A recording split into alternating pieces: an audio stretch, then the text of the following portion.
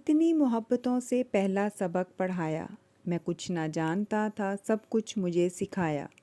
पहुंचा दिया फलक तक उस्ताद ने यहाँ से, वाकिफ़ न था ज़रा भी इतने बड़े जहां से।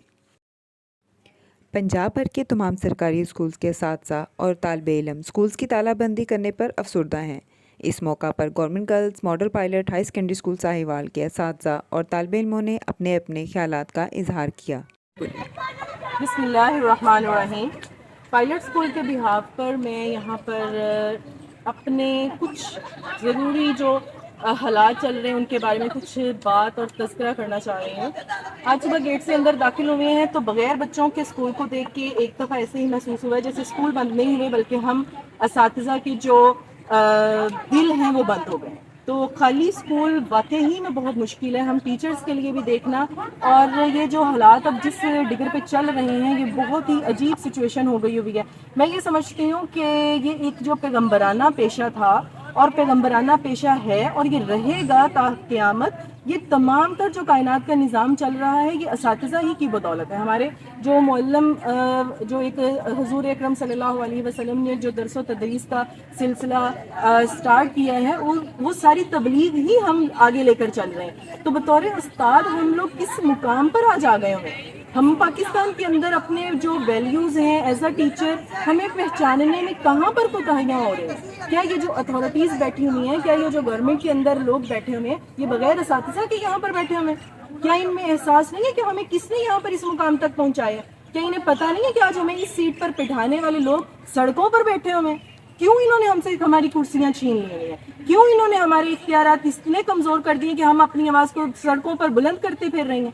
हम हालात इस कदर बुरे हैं कि घरों के अंदर आटा पूरा करना मुश्किल हुआ है। लोग खुदकशियों पे उतर आए हुए हैं, वालिदैन अपने बच्चों को खुद ही मार रहे हैं, छोड़ रहे हैं, गलियों में उनके गले काट रहे हैं। तो क्या हम लोग उनको तालीम का हक भी छीन लें जो गवर्नमेंट हमें दे रही थी कि हमारा बच्चा मुफ्त आके पढ़ेगा स्कूलों में, तो वो भी हम छीन लें?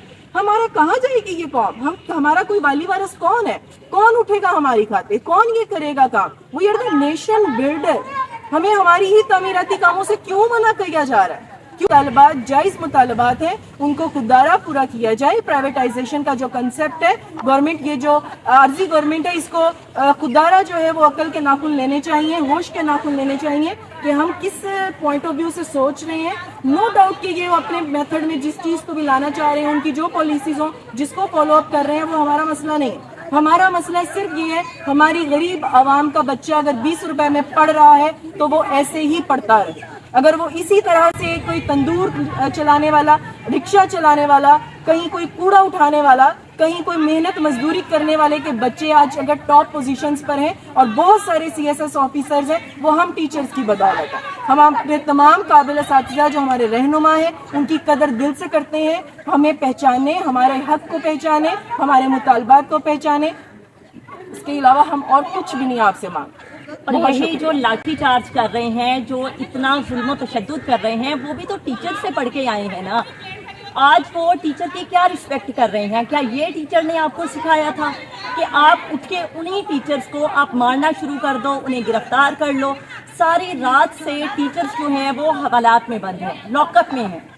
तो ये सारा कुछ क्या हो रहा है? आज टीचर्स पे ही आप लोग ये सारा कुछ कर रहे हैं।